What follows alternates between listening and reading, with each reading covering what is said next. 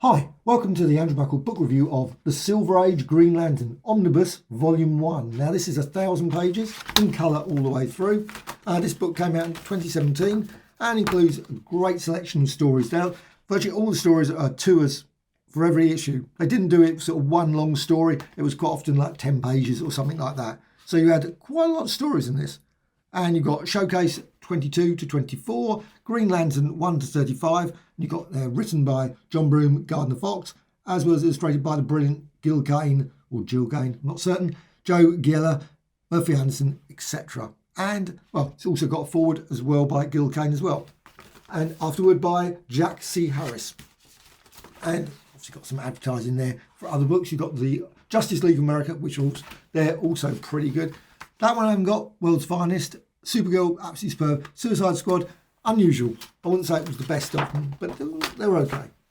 However, let's just move that out of the way and actually get to the hefty book. As I said, it's 1,000 pages, quite hefty. Not something particularly to read in bed. If you do, you're crunched.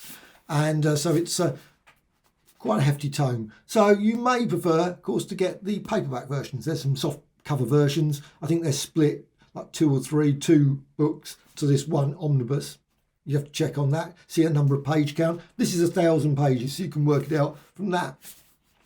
And there, Green Lantern, you've got obviously a few examples there, of course, good old, the main villain that keeps turning up regularly, Sinestro.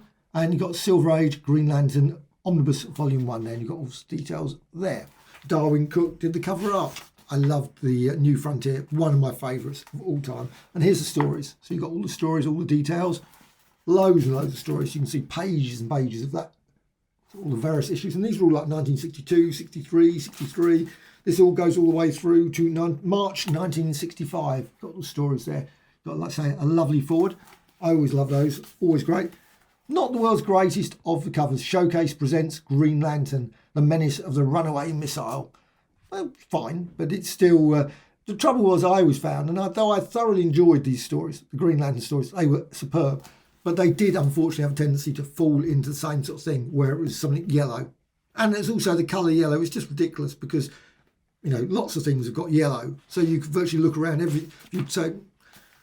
So it's just, would you be able to stop parts of a thing that's got yellow? I mean, would those bits of yellow come through or something? It's just ridiculous, I thought. And they must have used an awful lot of yellow, but they also made a lot of very odd stories that didn't just added complexity to it. Instead of actually just using sort of his sort of brain to solve other problems, sort things out, it was always how I got to get out this problem with the yellow. Anyway, Hal Jordan going there, obviously pilot trainer, and he's heading over, and of course there's the dying alien. Now the thing is another thing that's slightly he gets. All the various green beam of ring, and he says it's selected, etc. And he obviously beams there, and he's obviously got the battery there. But you would have thought that the actual the ring would have told him virtually everything. Like it would have a massive database on it saying, look, all these are sort of powers and things you can do, all the various things, and it doesn't particularly. So it doesn't even explain anything initially of all, obviously the Guardians and all that sort of stuff is all sort of left. And of course he goes and lifts, of course, a mountain or something, the usual sort of thing that people go and do. Sort of Superman sort of thing. But it's basically, he's that power of Superman. He has literally unlimited powers. He can do virtually anything. But of course, there's always a problem. Major problem when he's in a desert or something, since everything mainly is yellow around him, it must be very complicated. But of course, he can fly over it. But what if he's in a dust storm? Anyway, there's all those sort of issues. Of course, you've got Carol Ferris there as well. I think the artwork in this is superb. I mean, I love the artwork. The artwork is superb. And also the actual quality of the pages. I mean, I think it's just absolutely... And the colours are not too bad. I mean, it's not really massively intense, over-coloured. So it's not like some of the collections, I think, that like Marvel, where they're the glossy page. Because this is not really shining, super shining. I mean, I think, is very, very nice, readable form. A lot of people probably prefer, obviously, the originals. But in many ways, I think this is actually slightly better. I think it's just... You can see, look at that, and they're really cleaned up. I think they've just done an absolutely great job there. Obviously, that relationship between Green Lantern and obviously Hal Jordan, etc., and Carol Ferris. And there were other characters, of course, as well. And you learn a lot more. And also the thing, what I think with this, just really touched into a lot of science fiction. It really stretched out the stories. Obviously there was Adam Strange as well, but you had some really oddball creatures that suddenly turned up here. I'm surprised. I created a monster myself with my power beam. Wasn't yellow for a change. It's got red shorts. That's quite convenient. Would have been trouble if it had yellow. However, it's full of some really great funny stories. And also, like I say, you get to see lots and lots of unusual other Green Lanterns. Green Lantern of Earth, obviously dealing there. But it's great all the way through this, and there's lots and lots. And of course, he meets various other people as well. And obviously, I'm not going to show every single bit of this book, but it's just a beautiful, beautiful book all the way through. It is actually quite hefty, lifting all the pages. So, a statue of me faced quite a few times where he had problems with sort of things like that. Green Lantern statue goes to war. And of course, another thing I loved, Flash was great. I really enjoyed when they actually had the Flash and the Green Lantern stories.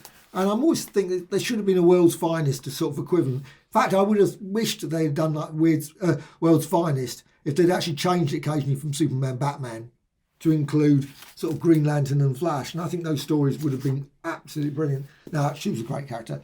Star Sapphire as well. Absolutely brilliant. That was a nice little touch, I think.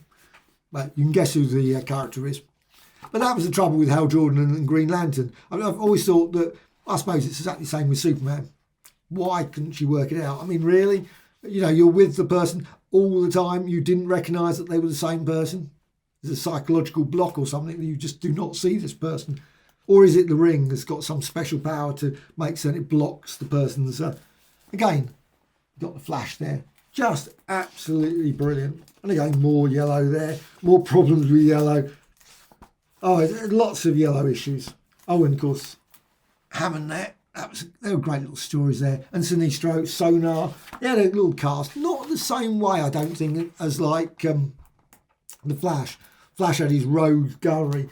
Don't think Green Lantern had such massive selection of villains that he faced that regularly turned up. I mean, you know, but I love this one. Like half a Green Lantern is better than none. Look great. And also, of course, they do include all, and again, brilliant cover there. So you've got the covers as well. I love those.